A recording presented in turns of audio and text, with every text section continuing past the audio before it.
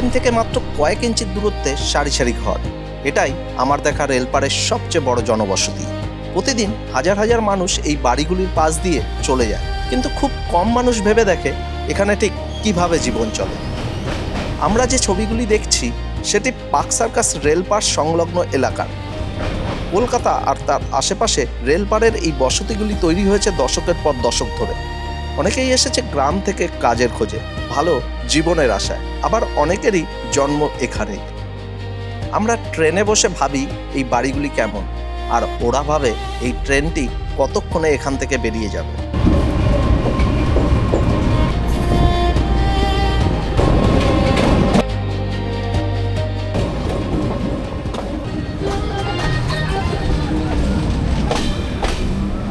পরিস্থিতি অনুযায়ী মানিয়ে নেওয়ার জন্য এখানে জীবনযাত্রা স্বাভাবিকের থেকে আলাদা। ধোয়া কাপড় শুকোয় কখনো পাথরের ওপর, আবার কখনো ঘরের চালের ওপর।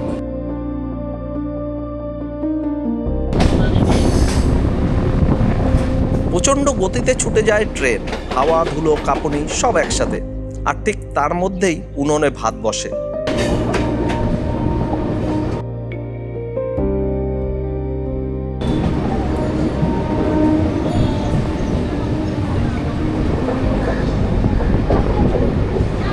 চোখে পড়ল লাইনের ধারে বসে রান্নাবাটি খেলছে এক শিশু।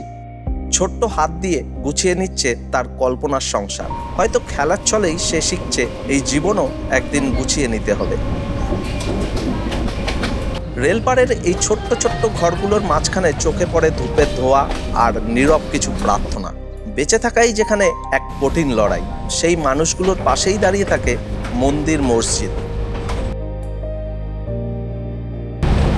ছোট্ট ছোট্ট দেওয়ালে আঁকা থাকে ছবি, অভাবের মধ্যেও সৌন্দর্যের একটা চেষ্টা।